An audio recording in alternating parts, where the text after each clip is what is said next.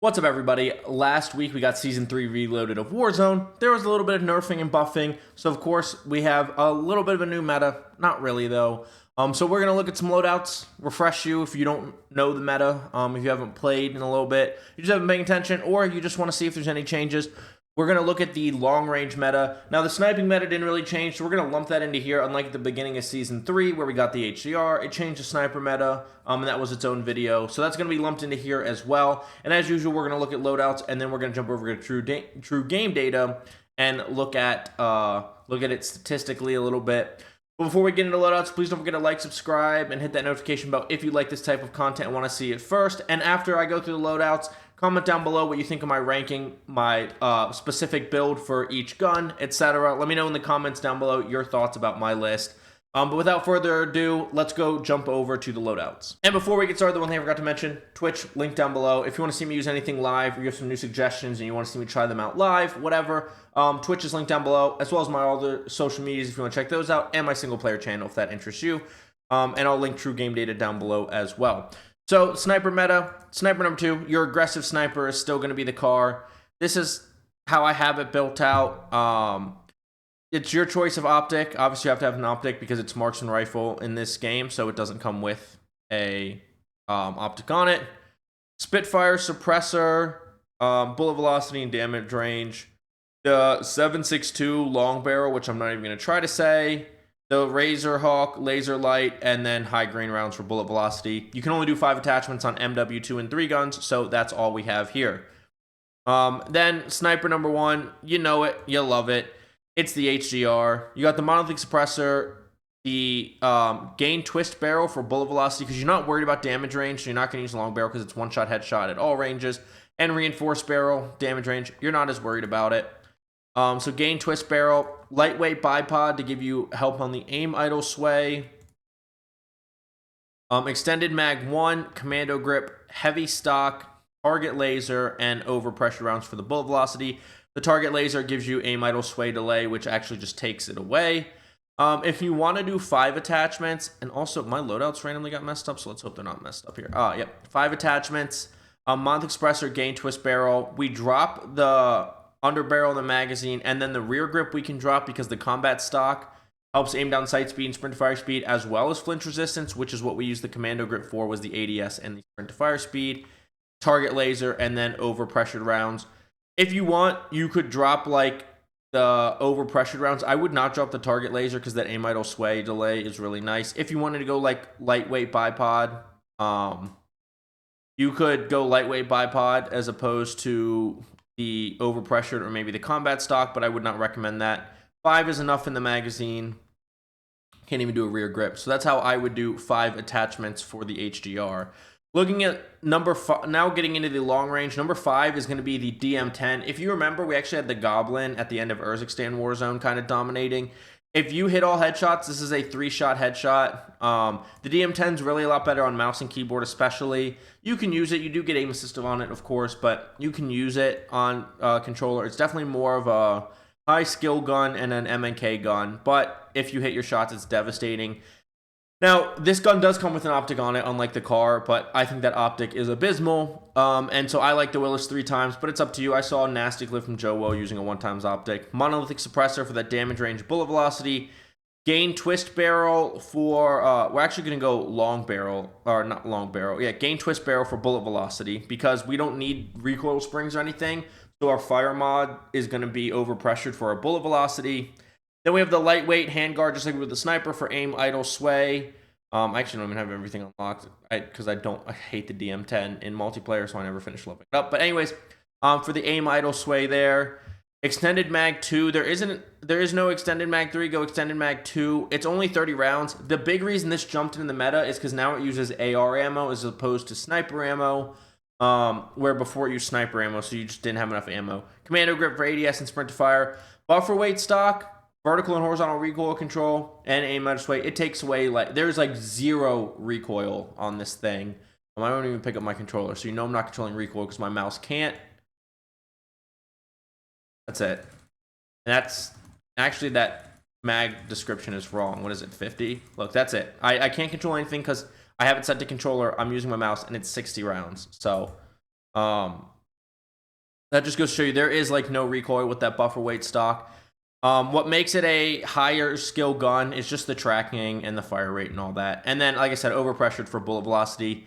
If you're going down to 5 attachments, I'm still leaving the optic monolithic. We're switching to reinforced barrel because we're going to have to drop this overpressured rounds. We would drop the lightweight we're leaving the extended mag, so we're dropping the commando grip, and we're looking at this now. We're going no underbarrel because it's not like you have a vertical, and the buffer weight stock does so much to remove recoil. It is really our only recoil attachment on here, and so it's going to be the same recoil as what I just showed you. But this is how you would do it for 5 attachments. You know me, I always got to put this back to that. And the reason you don't use rapid fire here is because you add more recoil. And it used to take away damage. It doesn't say that it does here. And it doesn't show that it does there, but still, you add more recoil. You could maybe go with it instead of overpressured. Try it out. I don't really see people running that. Number 4 is going to be the kilo. The kilo has been demoted all the way down to number 4. This is the 8 attachment build now with the choice of optic, monolithic suppressor, long barrel, vertical, foregrip, extended mag 2, commando grip, no stock, and overpressured. The only change we made from my previous build was, I think before I was running compensator and recoil springs to make it absolutely 0 recoil, which you can certainly do, but it's pretty low recoil as is. We went to the long barrel for damage range because we switched from recoil spring. No, I think it was overpressured anyways. And we went overpressured. So we got damage range on the barrel and bullet velocity on the fire mods. Of course, you can go reinforced if you want to do both there. But I go with the long barrel. If it's a little bit difficult for you, switch to the recoil springs or switch to the compensator.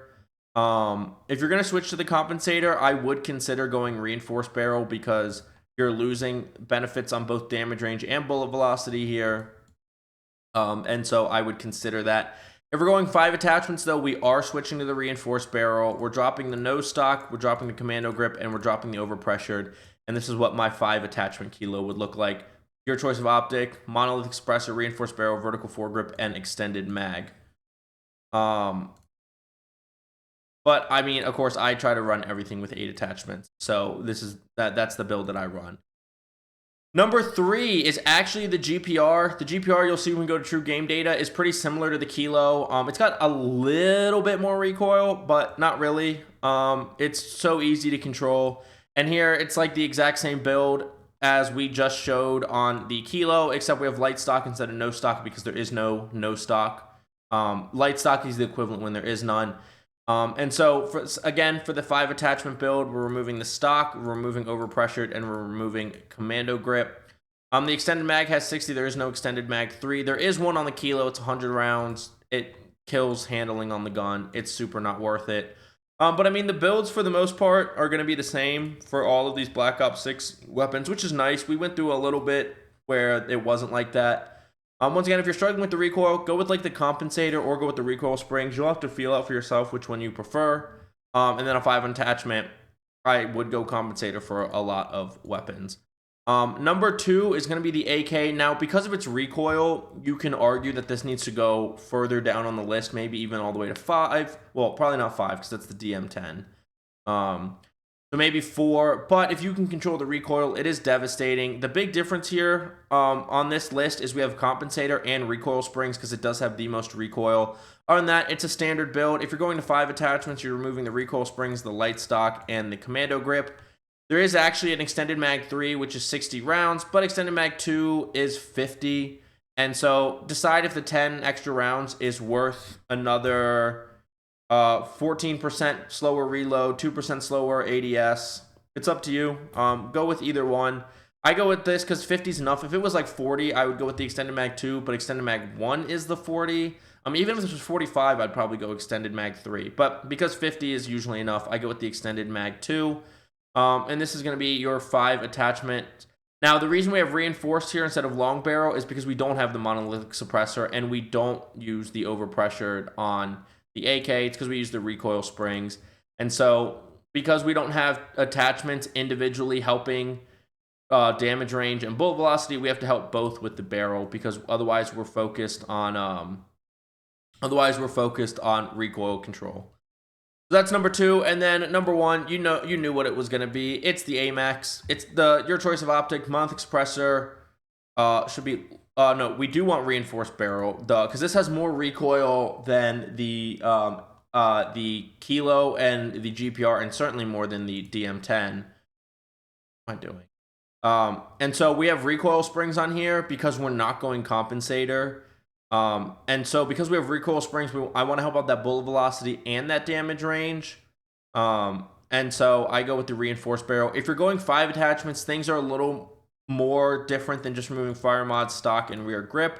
We then have to go to compensator because we lose the recoil springs. And so if you're running 5 attachments, this is what your 5 attachment Amax is going to look like, especially because we have no recoil springs. So you lose the monolithic, but it's still so good.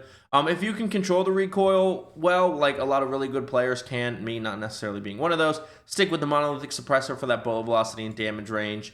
But I do recommend for most players switching to the compensator there because we're losing the recoil springs. But the AR builds are pretty simple. So just to run through the meta again, your aggressive sniper is going to be your car. Your best sniper overall is your HDR. DM10 is a difficult but really fast killing number 5 for long range. Number 4, we have the Kilo. It just drops off so hard. Number 3, we have the GPR, which is similar to the Kilo, but a little bit better. A little harder recoil, but better TTK overall. Number 2, we have the AK, which you could move down to number 4 because the recoil is harder and it does have a slightly different build. And then number 1, we do have the Amax. It sure does feel like a whole Warzone a little bit when you have the car, the HDR, the Kilo, the AK, and the Amax. The only guns that weren't in Warzone 1 are the GPR and the DM10. And of course, we did have the DMR at one point. That's kind of what the DM10 is. So that's the top 5 loadouts. If you were just there for the loadouts, thank you so much for watching. I really do appreciate it. Like I said, please don't forget to like, subscribe, notification bell, comment, all that down below. Check out the links in the description. For the rest of us, we're going to go over to true game data. All right, and we're over in true game data, and you can see some guns have attachments, some don't. It's only the gun. This actually needs to be nothing because it's recoil springs. It's only things that affect damage range, bullet velocity, etc.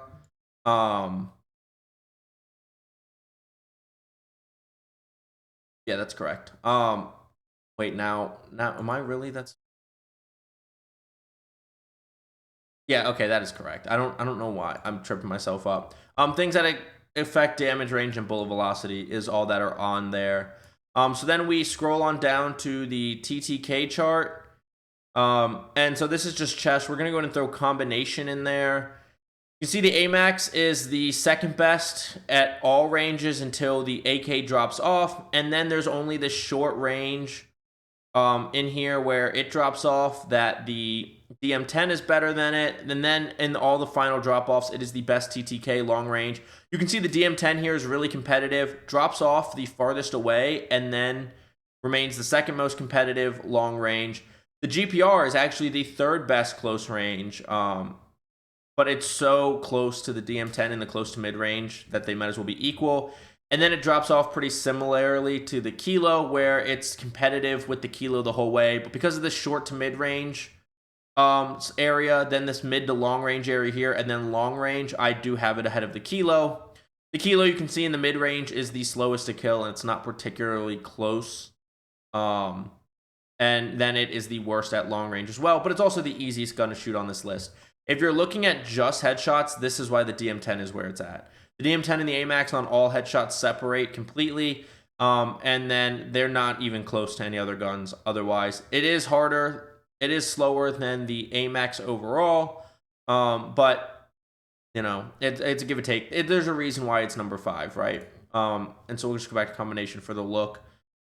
So yeah, that's the meta. Like I said, we got the Amax is the best. Then we have the AK-74, and a lot of the AK-74 is in this mid-range. So like if you play Rebirth, and then it is competitive long range, but the longer range you get, the harder it's gonna hit those shots.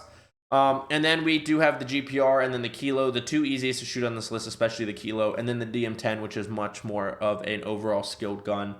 But that is the long range meta currently, and of course you have the HDR for your overall sniping, and for your super aggressive sniping, you have the car. But that is it. That is the meta. Like I said, like, subscribe, hit the notification bell, and comment down below if you do feel so inclined. Check out the links in the description. I will see you on Verdansk. Get frying. Have a good day.